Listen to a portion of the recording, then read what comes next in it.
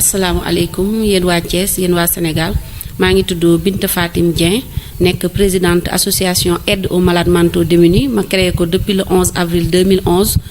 nekk aussi la directrice de la pouponnière Sourire Bébé de Thiès fii ci Thiès ak du centre d'action d'intégration des déficients intellectuels.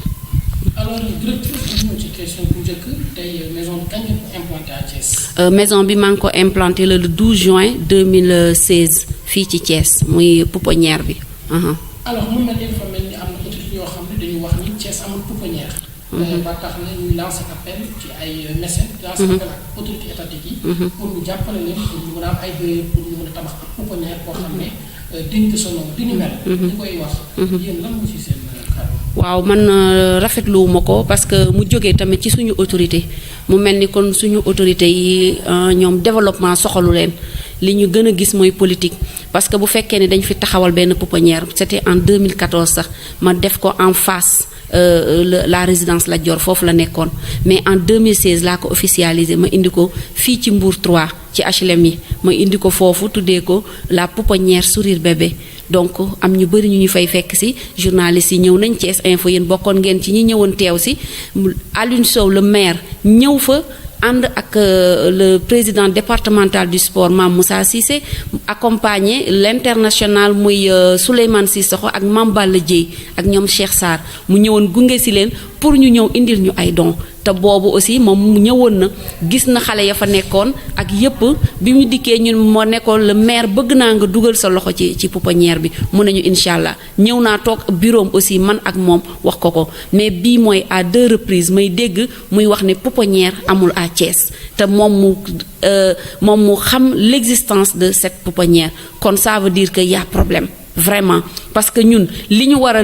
a jël jox ko askan bi muy les budgets alloués au social pour ñu dimbali ci xale yi dimbali ci néew di doole yi loolu dafa mel ni dafa am fu mu taga tembe te ñun mënuñu ci jot mënuñu ci accès loolu c'est pas un problème mais du fait nga dem bay wax ne pouponnière amul à Thiès di solliciter les mécènes ak les bonnes volontés pour ñu mën a taxawal beneen pouponnière boo xamante ne ni day jàppale les malades mentaux te depuis ñu gis ni dañuy sillonner les rues di jox les petits déjeuners les malades mentaux di jàppale leen ci leen wàllu garab ci seen wàllu faj ak dëkkuwaay ak yépp wóor na dalal xel avec docteur d'enfants bi may ubbi le premier siège c'était à l'angle Sëñ Fallou en présence du préfet Abdourahmane mu envoyé woon Mame Balla Ndiaye moo ñëwoon sëñ Saliou Touré ñëwoon na fa sëñ Ousseynou Ndiégène bi ñuy inauguré pouponnière bi aussi ñëw na donc mu nekk loo xamante ne nii waa Thiès yëg nañ ko moo tax démb bi mu ko waxee waa Thiès ñëpp ma interpellé ne ma kat le maire li mu wax fan la ko teg ndaxte pouponnière am fi muy wax ne pouponnière amu fi te moom mu ñëw ci pouponnière bi les photos sont là dinaa ko joxe ndax jot naa ci am yu ma ci publier loolu daal lu ma rafetluwul la te gëw ma ni suñu dëkk soxla nañ loolu aussi parce que su amee ay bonne volonté yu jóg pour jàppale seen réew jàppale seen dëkk parce que ñun fii lañ juddoo fii lañ yaroo dañ fiy def parce que social moo nekk ci ñun dañ ci am ay waajur yu nekk ay malade mental ñu jund ci yaru ci ba toll ni ñuy toll di def aussi suñu kéemtalaay kàttan pour ñooñu ñu nekk ci condition yu baax defe naa du ay fo defe naa aussi du loo xamante ni aussi dañ ci war ti wujjante loo xamante ni dañu war aussi tamit ñi ñuy diriger ñu teg leen fi pour ñu sàmm ak yelleef yi gis ñu koy def ñu war a ñëw ñu boole suñuy doole appuyer ñuy créer leneen loo xamante ne nii aussi tamit du ñu jëmale fenn loolu defe naa daal nekk lu rafet waaw rafet na ko. kon Aliou Sow pouponnière bi xam na ko ñëw na fi indi na fi ay partenaires yu fi indi sax don. d'accord moom ñëw na fi waaw moom dafa ñëw en tant que maire accompagner un partenaire bu nekkoon extérieur par le biais de Mame Balla Ndiaye Mame Balla mi nga xamante ne ni moom moo nekk champion d'Afrique quadruplé champion d'Afrique ak Mame Moussa Cissé. ñooñu la ñëwoon accompagner ci te depuis aussi tamit jóguma heure bu nu dajee récemment ci bi muy tuddee rue bi Ousmane Ba récemment dama toujours moo koy dama koy tooñ na ko yow maire dama la mere ndax ba léegi gisaguma sa loxo ci pouponnière bi donc xam na existence pouponnière bi kon su taxawee devant public yow ngay kilifa ci réew mi nga ne bëgg nga tey ji nu mu tuddati Thiès waaye seeni yitte ak seeni soxla ñor na la xale yi nekk fi mosoo depuis boobu tegaatoo fi sa tànk nemmeeku woo xool tey ji lan mooy soxla pouponnière bi ba pare ñoom ñoo ñëw war a ñëw vers ñun donc bu ñu dikkee ñoom aussi ñun ñu ñëw vers ñoom aussi dañu li ñu war a def mooy ñoom ñu taxawuñu jàppale ñu ànd ak ñun ñu liggéey parce que loolu la Thiès soxla Thiès soxlawul tiraillement Thiès soxlawul leen li mu soxla mooy ay njiit yu compétent yuy liggéey pour l'intérêt de Thiès ak l'intérêt aussi de ses enfants parce que xale yi aussi tamit ñi ngi leen jëlee fu nekk ci biir Sénégal indi leen fii te on travaille nag en parfaite collaboration avec le tribunal pour enfants ak waa AEMO loolu aussi c'est à préciser pour ñoom aussi ñiy interpeller aussi l'action sociale parce que aussi tamit dem nañ ci ñoom xam nañ existence pouponnière bi amul ku ko wutale ndax muy sëriñ muy nit ñi école université yi dañ fiy ñëw bu Bambey bi ñëw na fi fii actuellement il y a 5 infirmières yu jóge Europe ñëw di def stage fii jóge Croix-Rouge il y a d'autres aussi qui sont en train de venir ici au Sénégal te ñi ngi ko gis à travers le net kon segam ñooñu ñooy gëstu waa Subdeco waa ISEP les femmes de l'université de Thiès même la mairie bu Talla Sylla avec ñoom maam fi li ñëwoon nañ fi dig ñu ay dons aussi tamit ñoom aussi ñëw nañ fi kon ça veut dire que ni le courant est bien passé voilà le message est passé te activité bu ñuy def aussi yéen les journalistes vous êtes témoins que ne chaque jour kon donc liggéey bi sama liggéey la mais aussi seen liggéey la moo tax bi lii amee waa Thiès interpellé ma te sama droit la ma wax aussi leeral ne la pouponnière est bien belle est là et monsieur le maire est au courant de cette pouponnière waaw. alors kon dafa mel ni li nga wax leer na. parce que tey bu dee Aliou Sow xam na ñëpp xam nañ autorité yi ba ci état. ba ci tribunal ak ki ni mel. tey yan jafe-jafe ngay dund. parce que ginnaaw kàddu bi nga xam ne maire Aliou Sow yëkkati na ko ne amu fi. que ni bëgg na ko fee amal. te am na fi. tey yow yan jafe-jafe ngay dund. jafe-jafe yu may dund bokk na ci moom parce que bu fekkee ni moom dafa yëg def l'oreille sourde mel ni gisul am aussi audace en tant que maire wax lii aussi lu ñu koy reprocher la pour mu rectifier ko te wooñu ñun ñu bokk toog waxtaan mais jafe-jafe yi aussi bëri na parce que bu fekkee ni xale yi dañu nekk ay xale yoo xamante ne seen yaay dañ tàkkalikoo ak seen sago ñii dañ leen a abandonné ci mbedd mi ñii dañu jóge ci famille yoo xamante ne dañu néew doole ñu boole leen ñëpp indi fii xam nga li leen dundal yombul structure bi aussi dafa am ay charge muy employé yi ñu war a fay muy courant muy ndox muy téléphone ak lépp ñun ñoo koy bokk sur fonds propres di ko def amul kenn koo xamante ne ni muy état ñëw na fii tendre ñu la main wala nga def sa participation les bonnes volontés rek ñoom ñooy ñëw te ay doomu Thiès lañu aussi ak ñeneen ñu dëkkul ci Thiès kon ça veut dire que wéetuñu ci liggéey bi franchement mais li ci des moom mooy suñuy autorité ñu impliqué wu parce que li ñuy wax feccum liir bu neexee yaay jaatee ca mbagg ya donc ñun ñi ngi tendre la main tout le monde parce que xale yi ñun juruñu leen de man tey jii mënoon naa nekk ci yeneen parce que j'ai ma famille je vis bien mais dama bëgg rek Thiès cadre bi changé muy rafetul aussi ñu gis ay jigéen ñu nekk ci mbedd mi ñu sàkku leen ñu yor seen doom mën nañ ko rey comme tey jii ndax xale yi ku fi ñëw un jour de sa naissance la fii ñëw fii la ñu nekk ba màgg gis nga fi depuis 2016 am na ñu fi am 2 ans bi ñu juddoo lañu fi ñëw ba léegi ñu yar leen ba léegi xam nga ne loolu liggéey bu metti la soo dee liggéey bu metti ñoom taxuñu dañu nekk ay doomu aadama rek yàlla bëgg ñuy dimbalante ci suñuy biir ñuy dimbalante ñun ci suñuy biir kon dimbal googu aussi tamit li ñuy wax na ñi nga xamante ni dañ leen a jiital ñu yor suñuy réew yor suñuy alal yor suñu lépp ñu ñëw impliqué wu pas di dem ci ginnaaw di wër yeneen i partenaire di convoquer parce que ñoom fi ñu mën a yegg ñun mënuñu fa yegg kon ñoom ñoo ñu war a yeggale ñun ànd ak ñun liggéey ci liggéey bu am solo bi ñuy def kon paakat ñuy jéem a créer wala jéem a def leneen politiquement amul njariñ li ñuy def c'est le développement social nañ ko vulgariser fonk ko def ko pour l'avenir de nos enfants pas pour ñun ak suñuy sët-sëtaat parce que xale yi tey jii li ñu soxla bari na parce que ki ñi ci am 2 ans déwén fii dañuy def maternelle suñu paree war nañu continuer seen cursus scolaire donc loolu lépp c'est un travail colossal xale yi ñu yor fii aussi muy les déficients intellectuels muy autistes comme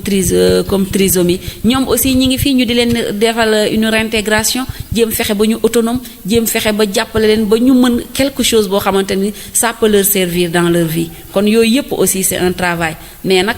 yàlla baax na parce que bi lii amee aussi ñi ñu interpeller ñëpp aussi affaire bi metti na leen touché na leen ba tax ñun aussi tamit mënuñu woon def lu dul leeral ci wàll ci Thiès yëpp interpeller le président de la République interpeller aussi le ministère de la santé le ministère de la famille et de l'action sociale ak Servir Sénégal ak toute bonne volonté nag waaw gis nañ nag participation massive bi ci kilifa diine yi am ah muy ci côté catholique di côté musulman participation bi ci mécènes yi am muy les bonnes volontés parce que école yu bari ak des jeunes étudiants récemment ñëw nañ fii ak nu mu tuddati waa les médecins de Thiès mooy les étudiants médecins de Thiès ñu ñëw fi aussi waa UFR ñëw fi aussi indil ñu beaucoup de dons donc yooyu yëpp aussi c'est pour que ñoom xam nañ ni dañu war a impliquer ci liggéey bi ñu def pourquoi pas aussi nos autorités ñoom ils sont pas là pour eux ils sont là pour le peuple pas pour eux ou bien pour des partis pris bu loolu amee nañ leen wax ne leen yéen ñi commencé kat nañ la ñuy def ba yokk li ngeen di def ñi bëgg a démarrer aussi tamit nan la ñuy def ba ànd ak ñoom ñu démarrer parce que structure yi mu bëri ak mu bañ a bëri loolu lépp aussi tamit pour defar la mën na bëri mais nag bul bëgg taxawal sa bos ba suul beneen boo xamante ne déjà existé na te ñi fa nekk ay moomin lañu soxla nañu aide ak ndimbal donc voilà. alors très bien ma gis ni tey normalement bu dee les maires du département parce que bu waxee Thiès. département bi yëpp la. parce que pouponnière bi wax nga ko sànq. am na xale yu jógee fu dul Thiès. di fi ñëw ma gis ni est-ce que jotul. ñu lancer appel ñoom autorités yi pour ñu xool. soit ñu xool benn terrain boo xam ne. dina gën a mën a accueillir. li nga xamante ne rek moom mooy soxla pouponnière bi. mais également kii bi. c'est vrai parce que déjà man tout le temps rek su ma defee ba mu sonn damay nu mu traité déployer samay propres moyens. parce que autant le temps de Abdourahmane Ba Mame Balla Ndiaye nekkoon fi bindoon naa une demande passé ko par la préfecture pour ñu jox ko le maire boobu monsieur Diatara moo fi nekk pour mu jàppale ñu moom wax dëgg yàlla amul lu ñu koy waxal parce que daan na ma déglu te su ma ko soxlawaan aussi c'était accessible daf ma daan jàppale mais le maire Talla Sylla woo naa ko pour ñu toog waxtaan mais répondre ma envoyé ko message pour ñun ñu bokk toog waxtaan mu xool nu muy jàppalee pouponnière bi mais c'est des autorités yoo xamante ne ni tey jii boo yegsee accessibilité bi sax mënoo ko am ci ñoom wala suñ la waxee ba pare ñoom fàtte nañ ko jël nañ dossier bi teg ko fële te loolu moo nekkul lu normal ay structure suñu amee nañ ñu boole ci ñi nga xamante ne ni mooy fa la ñu bokk muy le budget social yi jox les ASC di ko jox leen néew di doole yi chaque Korité ay suukaru koor des trucs mais yàlla pouponnière xale yi soxla meew et tout te ñi ko fi indi ay jàmbur lañ parfois ay tubaab ñooy jóge fii parfois ay jeunes surtout les étudiants ñoom dañuy ñëw fii di indi ay kii terrain boobu aussi bis buñ ko amoon aussi tabax ko parce que espace bi fi nekk pour Thiès la donc buñ ko joxee doomu Thiès yi ñu dëkk ci te surtout nag ki mu nekk ci fiefam parce que autant ci fiefu Alioune Sow la nekkoon te tey jii ñi ngi côté Thiès Est donc mairie ñoom ñëpp wala Pape Diop ñoom ñëpp aussi tamit war nañu boole xool li nekk parce que ñoom dañu war a am les informations qu'il faut parce que ñi ñu fi teg war nañ leen di informer te xam nañ l'existence de cette pouponnière ñu jox leen les informations ñoom war nañu sax bett parfois ah jékki-jékki rek na daret ñëw ci pouponnière bi. directrice dama doon wax. parce que Macky Sall dafa décréter année sociale. année sociale. pouponnière bi gisu ci boppam. déedéet pouponnière bi gisu ci boppam parce que même action sociale bi nekk fii sax boo fa demee waaw lañ lay wax ah man dem naa fa maintes reprises te man lu may def aussi tamit j'ai écrit une lettre envoyé ko ñëpp des invitations pour ñoom ñëpp parce que mënoo def ci dara ci réew parce que bi ma commencé j'ai fait une lettre d'information même bi fekkee ne dama tuxu fii je prépare une lettre d'information pour envoyer ko ci structure étatique yëpp pour ñu xam ne ñun on a délocalisé la pouponnière donc loolu lépp ñoom aussi ils sont au courant kon bu fekkee ni loolu am na ñu décréter une année sociale ñi fi nekk liggéeyuñu parce que suñu liggéeyoon heure bi ñoom sax ñoo may soññ ne ma Binta Fatim indil sa lettre indil lii